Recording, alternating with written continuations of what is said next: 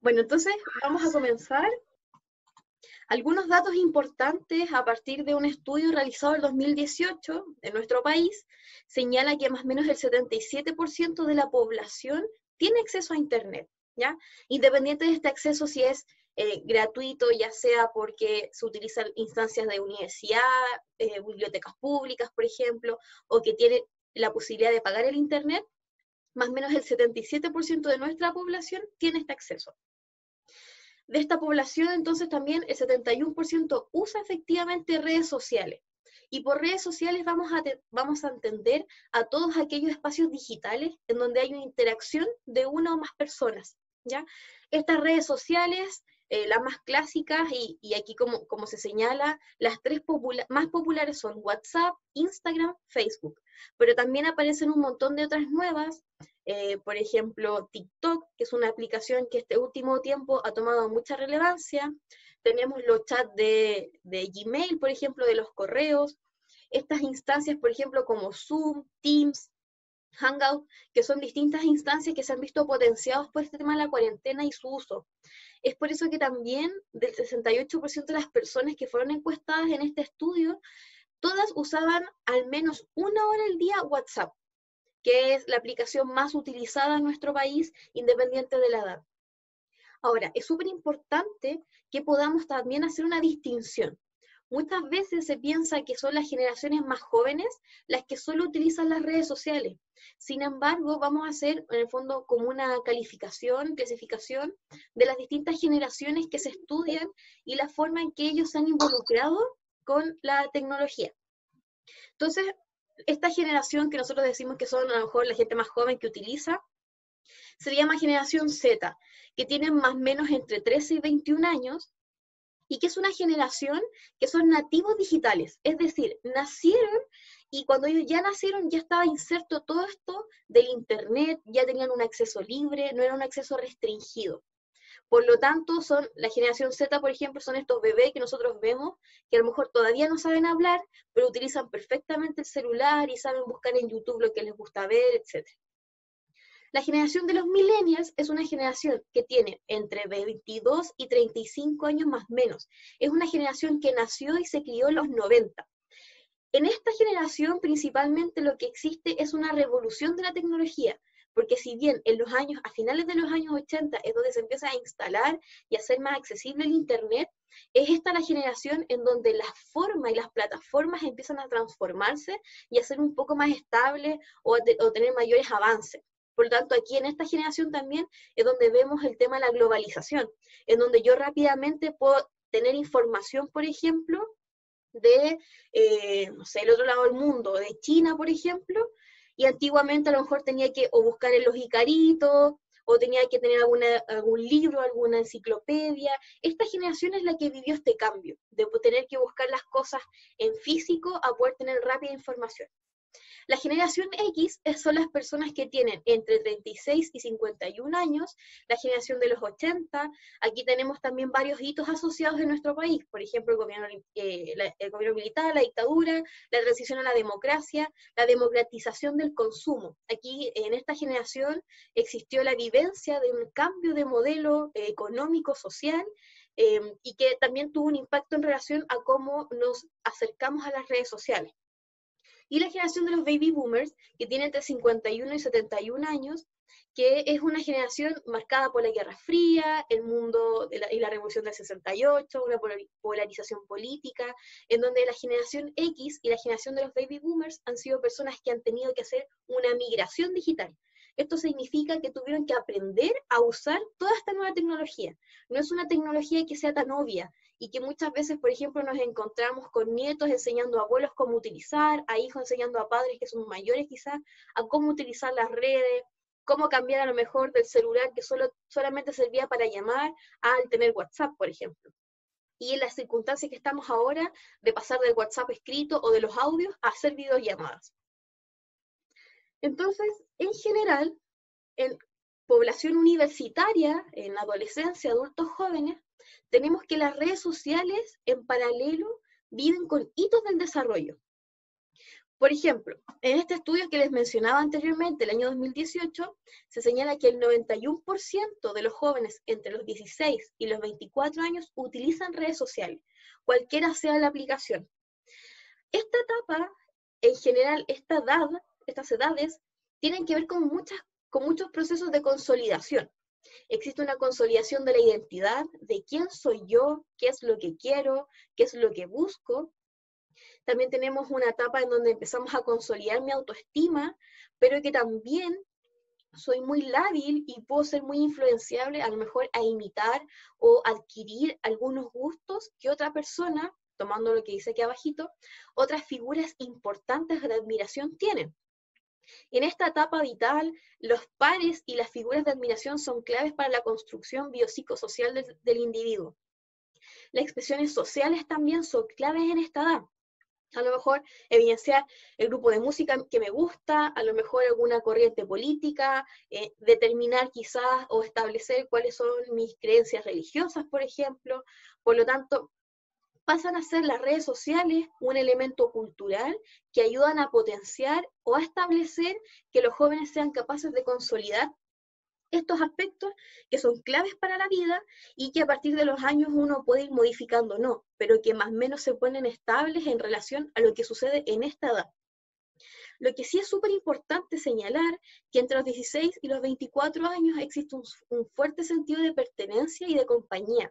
Por eso es tan importante quizás en estas etapas poder pertenecer a una red social.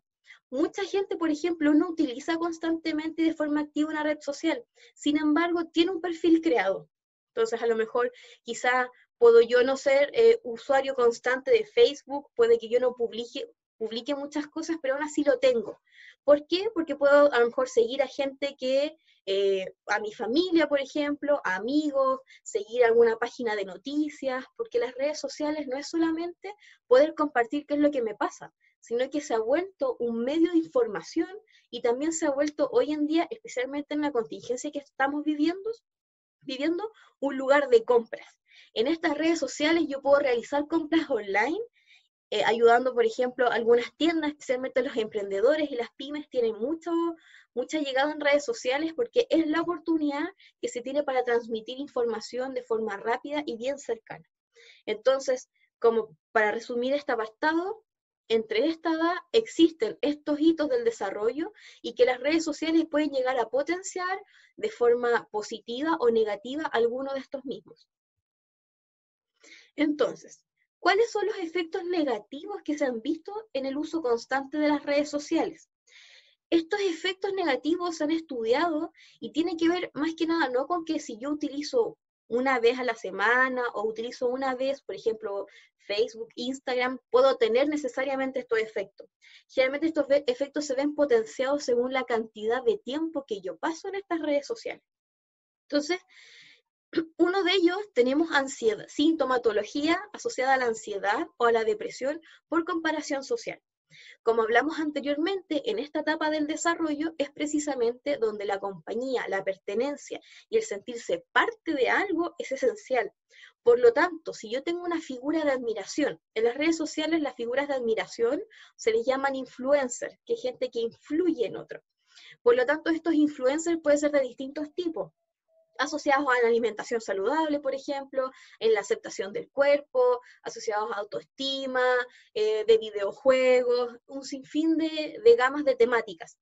Por lo tanto, como coincide esta etapa del desarrollo, esta sintomatología se puede presentar debido a la comparación social. A lo mejor yo me veo en cuarentena, quizás tengo, no sé, 20, 21 años, y me veo estando en cuarentena, y a lo mejor estoy viendo a la persona que yo sigo, que puede quizás tener una pieza gigante, maravillosa, veo que viaja por todas partes, veo que mucha gente, por ejemplo, la admira por cómo se ve, y si yo soy muy distante a eso, puedo empezar a generar problemas en mi imagen corporal.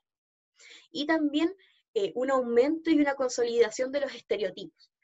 Nosotros sabemos que en general, en Occidente, en la cultura que nosotros pertenecemos, hay estereotipos súper marcados, que las mujeres, por ejemplo, debemos medir más de 1,70 m, ser todas blancas, de ojos verdes, rubias, delgadas.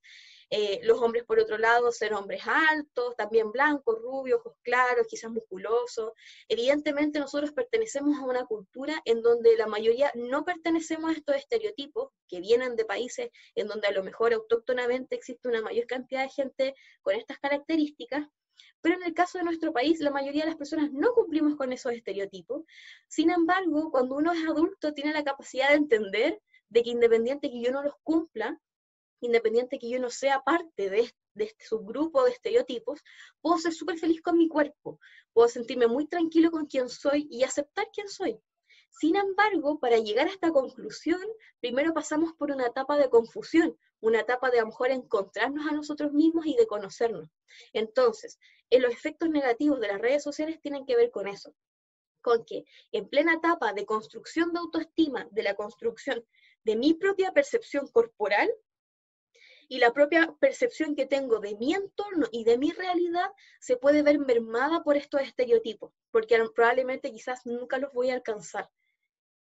Por otro lado, a propósito de eso, tenemos malas calidades de sueño como efecto negativo. ¿A qué me refiero con eso? El uso de las redes sociales se ha extendido a todas las edades y este a lo mejor es un componente que es un poquito más transversal independiente de la edad que yo tenga.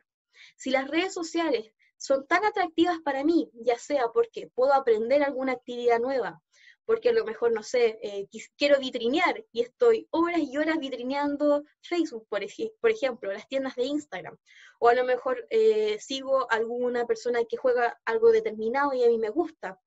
Muy probablemente la sobreestimulación que yo voy a tener con el uso de la pantalla en las noches o en el día va a hacer que a lo mejor me quede dormido a las 3, 4 de la mañana y que me cueste levantarme en la mañana, o al revés, que duerma muy poco, o por el contrario, duerma mucho, a propósito del uso que yo pueda darle a mis redes sociales. Por lo tanto, eso es un elemento que se ha visualizado y que incluso existen varias aplicaciones gratuitas para Android o iOS que me permitan a mí, por ejemplo, hacer un seguimiento de mi sueño y poder regularlo. Entonces, ahí en el fondo, la misma tecnología ha hecho una propuesta para contrarrestar este efecto negativo sobre la mala calidad de sueño, por ejemplo. Otro elemento que ya tiene que ver con un elemento más complejo, incluso legal, tiene que ver con el acoso cibernético. El Internet lo que ofrece es anonimato, en la medida que yo quiera ser anónimo. Si yo, por ejemplo, quiero ingresar a alguna clase quizás online, puedo poner otro nombre que no es el mío y perfectamente puedo ingresar a nombre de una persona que está registrada, por ejemplo. O quizás yo puedo hacerme un Instagram falso y acosar a alguna persona si es que en el fondo cometo este tipo de conductas y de delitos. Por lo tanto, lo que entrega en Internet es un anonimato. Que ese anonimato, siendo planteado de una forma negativa, siendo planteado también como un espacio, me permite a mí la libertad y la impunidad que, por ejemplo, se desarrolla en el ciberbullying, en el grooming, en estas instancias en donde el ciberbullying tiene que ver con este bullying que nosotros todos conocemos, a lo mejor el molestar a una persona por cómo es, por cómo se viste, por cómo se ve, por dónde vive, con plena impunidad, sin poder conocer quién es la persona que me está molestando. Evidentemente ha generado, especialmente en los niños y adolescentes, gran cantidad de sintomatología, ideación suicida, porque evidentemente las redes sociales los buscan de una u otra forma. El ciberacoso, por ejemplo, se ha visto no simplemente que se le acosa a una persona en Facebook, sino que se le acosa en todas sus redes sociales, en Facebook, en Instagram, en TikTok, en todas las plataformas que utilicen. Por lo tanto, este anonimato tiene un castigo legal que se puede denunciar, al igual que el grooming, por ejemplo, esta conducta de acosar sexualmente a personas menores de edad. ¿Por qué? Porque también lo que entrega las redes sociales es un espacio público, que muy probablemente, a lo mejor si jóvenes no se encuentran en la supervisión de los adultos, pueden publicar algún tipo de foto y que a lo mejor esa foto sin querer muestre la calle en que viven o muestre muestre a sus familiares. Entonces, perfectamente algún delincuente puede visualizar esa foto y saber de que en esa casa viven 4 personas.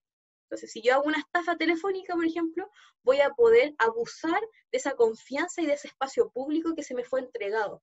Por eso es súper importante contrarrestar este efecto con supervisión de las redes sociales de los niños y de los adolescentes, el poder hablar esto en la casa también es muy importante, cosa que a lo mejor un adulto joven de 20, 21 años tenga la capacidad de poder conversar esto con su familia, de responder algunas dudas y de entender de que precisamente lo que se sube al internet ya es público. Y a pesar de que yo lo baje, igual la imagen alguien le pudo haber sacado una foto, un pantallazo y quedó para ser usada por cualquier persona, tenga buenas o malas intenciones. Otro fenómeno que vemos es el fenómeno FOMO, por sus siglas en inglés, que tiene que ver con el miedo a perderse algo que suceda en las redes sociales. No sé, por ejemplo, quizás yo tengo miedo de algún tipo de perderme algún tipo de actualización con lo que estamos pasando. O a lo mejor si a mí me gusta mucho la moda, por ejemplo, o sigo mucho una historia de una persona, no me quiero perder lo que le pasa en su vida. Y es tanta la ansiedad que me produce, es tanta la angustia que me produce el perderme de eso, ya sea porque lo admiro, ya sea porque es un tema de conversación entre mi grupo de amistad, me va a permitir a mí y va a generar que esté todo el rato conectado, por ejemplo, a esa red social viendo a esa persona. Estableciéndose también quizás estos mismos antecedentes que habíamos conversado. Ansiedad, depresión, mala calidad de sueño, afrontarse y mantener estereotipos, por ejemplo, todo a partir de este fenómeno de esta ansiedad que produce el perderse algo como un efecto negativo. Y finalmente tenemos otro efecto negativo que también ya se encuentra tipificado como una conducta de trastorno, que es la conducta adictiva, que es la conducta, así como existen distintos tipos de adicciones, también existe la adicción, por ejemplo, al juego, al internet, que tienen que ver con todo este elemento de no poder separarme de esta instancia, y cuando lo hago con mucha ansiedad, con mucha irritabilidad quizás, con mucha angustia. ¿Por qué? Porque dentro quizás de ese juego encuentro aquellos elementos que fuera de ellos no están. Y cuando me alejan de ellos, genera la misma sintomatología que, por ejemplo, una persona que es adicta al alcohol, quizás. ¿Ya? No obstante, tenemos muchísimos efectos positivos de las redes sociales y el objetivo es no demonizar las redes sociales porque son parte de nuestra vida y van a seguir siéndolo. Entonces, unos elementos muy importantes de las redes sociales, primero es la autoexpresión y la identidad propia. Las redes sociales muchas veces, por ejemplo, hay personas que en sus Instagram o en su Facebook utilizan páginas para que la gente los pueda seguir libremente porque quizás tienen alguna experiencia que compartir. Hay muchas páginas, por ejemplo, de experiencias de personas que han sido abusadas sexualmente, de gente que tiene algún trastorno o síndrome, por ejemplo, personas con trastorno bipolar, personas que tienen trastorno del espectro autista, gente que a lo mejor tiene algún talento, que son músicos o que son pintores o tienen alguna característica que deseen compartir. Las redes sociales les ha ayudado a expresarlos y a poder conectar a más gente que tiene esos mismos intereses, creando comunidades y redes de apoyo, en donde si bien la virtualidad pareciera que no son relaciones de verdad, efectivamente sí son relaciones de verdad, porque se involucran sentimientos, emociones, pensamientos, especialmente cuando esta autoexpresión me permite a mí conectar con gente que a lo mejor jamás hubiese conocido, puede que incluso no sean de mi país, pero que compartimos muchísimos intereses en común. Es por esto mismo que podemos hacer, mantener y construir relaciones sociales. A lo mejor por la cuarentena estamos distanciados de nuestros seres queridos y a lo mejor las redes sociales son aquellas que nos ayudan a seguir manteniendo y construyendo nuestras relaciones. A lo mejor, como les dije anteriormente, si yo conozco quizás a una persona que tiene una página de pintura, por ejemplo, y yo puedo conectar con esa persona, a lo mejor intercambiamos materiales, intercambiamos ideas. Muchas mujeres, por ejemplo, y hombres en realidad, han podido realizar cursos online gratuitos a partir de estas redes que se van construyendo y que lo facilitan las redes sociales. Y otro elemento muy importante como efecto positivo es que existe acceso a la información. Puede ser a lo mejor un elemento que no pareciera ser tan importante, pero resulta vital para el conocimiento de distintas áreas. A lo mejor las pandemias anteriores que ha sufrido la humanidad en este planeta probablemente eran enfrentadas de otra forma, quizás no existía la información que hay ahora, pero que se ha visto totalmente potenciada, por ejemplo, con el uso de las redes sociales. El mismo aprendizaje online se ve potenciado por el uso de redes sociales, el mismo hecho de utilizar Zoom para hacer las clases, por ejemplo, el que yo pueda poder acceder a informes, por ejemplo, de informes médicos de otros países, que nosotros sepamos, no simplemente por la televisión, sino que también sepamos por las redes sociales, por ejemplo, alguna noticia, algo que esté sucediendo, y que de hecho muchas veces a partir de las redes sociales se han hecho denuncias públicas y que se han visto potenciadas y que han llegado a grandes casos televisivos y a poder a lo mejor hacer justicia en algún área en la que no había anteriormente. Por lo tanto, las redes sociales nos dan un montón de información que antes no teníamos tan fácil o de forma gratuita. Porque antes o teníamos que comprar el libro, hoy en día quizás yo puedo tener libros digitales, gratuitos quizás, información que me ayuda a mí en mi formación profesional o personal, que están de libre acceso en las redes sociales, siendo esto un elemento muy positivo, especialmente en cuarentena. Entonces, ¿qué pasa con las redes sociales, pero en la pandemia? Las redes sociales y el Internet, como les dije anteriormente, han sido herramientas de aprendizaje claves para millones de estudiantes de prebásico, de medio, universitarios, de posgrado en el mundo. Es esta las redes sociales y el Internet los que nos han permitido mantener procesos académicos y procesos académicos que han implicado un cambio paradigmático en la gente. Si antes teníamos la educación presencial, bueno, ahora tenemos esta educación online y a lo mejor nos damos cuenta que hay algunas herramientas, algunos contenidos que incluso pueden ser muchísimo más atractivos para los estudiantes porque son más novedosos, los pueden motivar más. Y también es una excelente oportunidad para incluso poder investigar, hacer proyectos, etc. Otro elemento que también mencionamos anteriormente es el acceso a la información actualizada de la pandemia. Entonces, yo puedo saber en este momento, buscar, por ejemplo, datos de la OMS y puedo saber qué está pasando en el mundo. Y que esos son elementos que probablemente a mí, si yo tengo una sintomatología asociada a la ansiedad, a la angustia, de no saber lo que pasa, probablemente el acceder a esa información me ayuda a tranquilizarme, me ayuda a lo mejor a tener una perspectiva distinta, quizás a encontrar ideas que antes no tenía y que han sido elementos importantes para mantener un estado de salud mental equilibrado. Otro elemento, quizás ya no tan positivo, tiene que ver con el uso desmedido de las plataformas. O sea, debido a que estamos en la casa, si no estoy en las clases, estoy quizás viendo Instagram, o estoy en WhatsApp, o a lo mejor estoy viendo televisión. Entonces, el uso desmedido de las plataformas ha generado un aumento de sintomatología.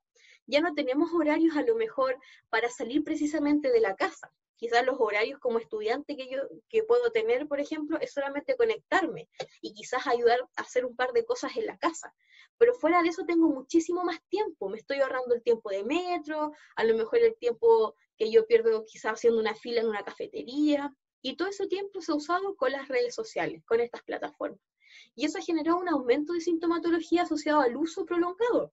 Problemas de sueño, porque me quedo toda la noche viendo a lo mejor, no sé, TikTok, Instagram.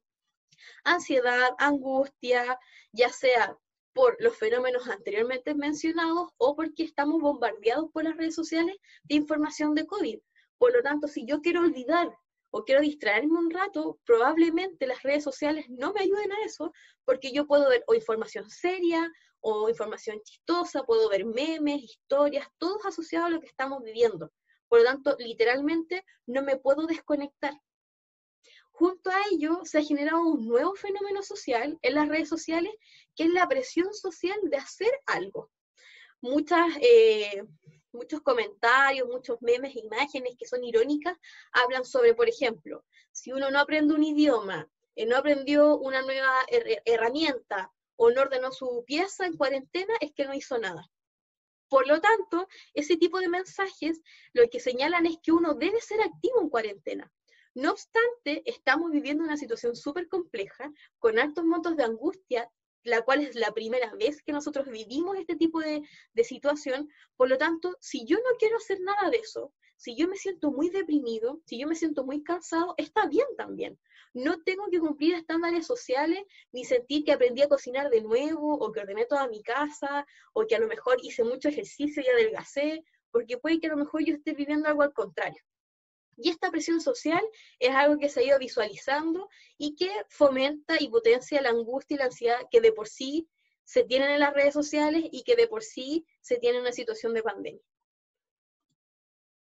Entonces, aquí tenemos algunas estrategias para poder mantener una salud mental más bien estable. No vamos a decir una buena salud mental, porque muy probablemente, como les dije anteriormente, mucha gente de nosotros estemos con algún tipo de sintomatología y es normal vivirlo en tiempos de crisis. Pero sí podemos mantener más o menos una estabilidad de nuestros estados anímicos y a lo mejor de los pensamientos que nos inundan de repente.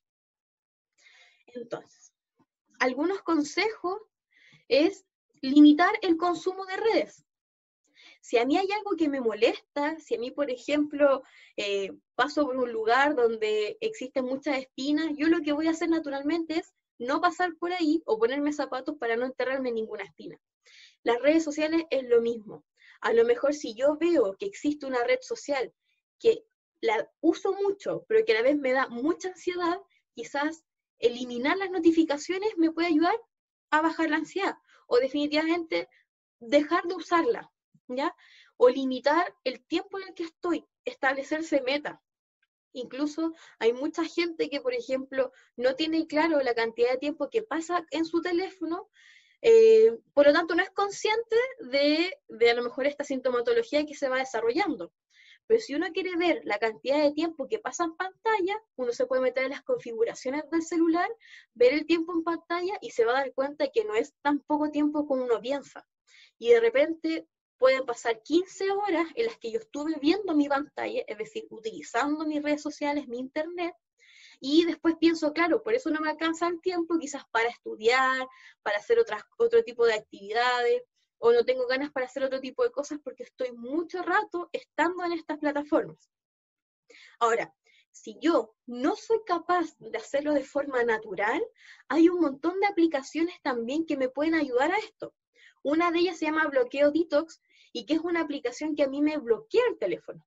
Si yo decido a lo mejor tomar una siesta, pero quizás, no sé, me llegan muchas notificaciones o mi tentación de seguir en las redes sociales es tan grande que no puedo separarme quizás de eso, yo descargo esta aplicación, la bloqueo por un momento y no me llega nada. Yo puedo apagar el teléfono, reiniciarlo, pero aún así seguirá bloqueado por el tiempo que yo establecí.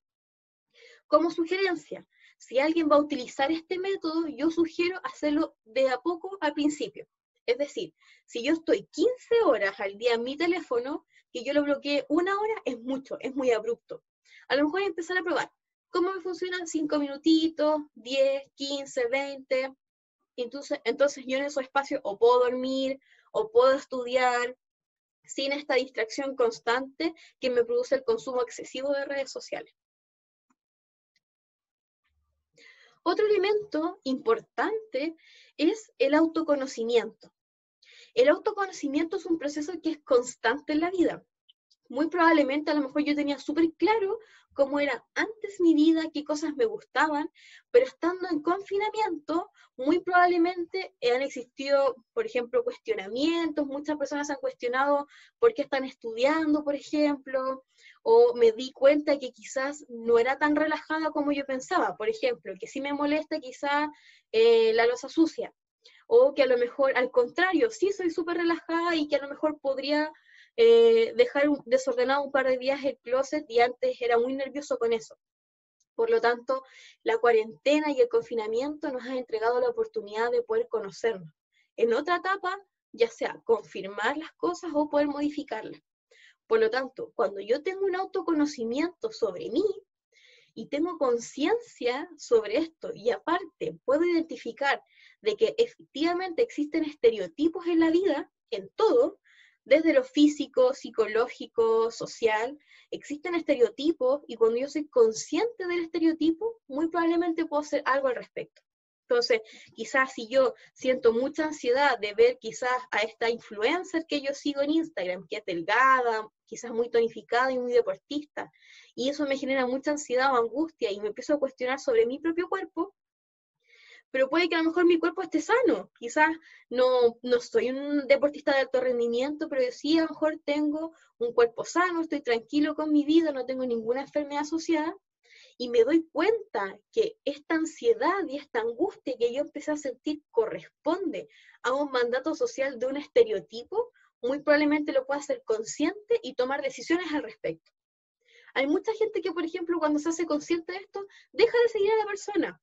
Y no porque sea una persona mala o porque por culpa de esa persona yo tengo esta sintomatología, sino que por salud mental eliminan a esa persona porque saben que están en un proceso de autoconocimiento, de poder fortalecerse de forma interna, y hasta que eso no suceda, mejor no me expongo a sentir estas situaciones que estoy sintiendo. Al igual que tener mucho ojo con el tema de los mandatos sociales.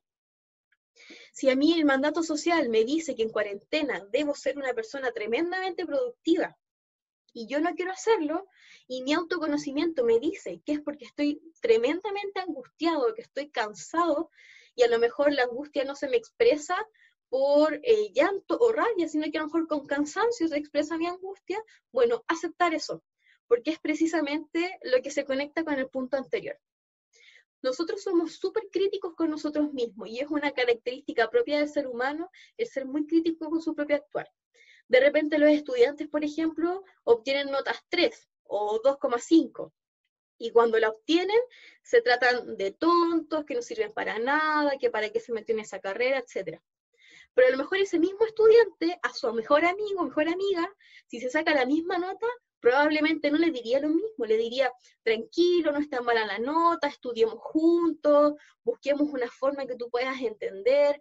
Por lo tanto, en general, las personas con el resto solemos ser un poco más compasivas, más contenedoras, pero con nosotros mismos somos súper duros y crudos en las críticas.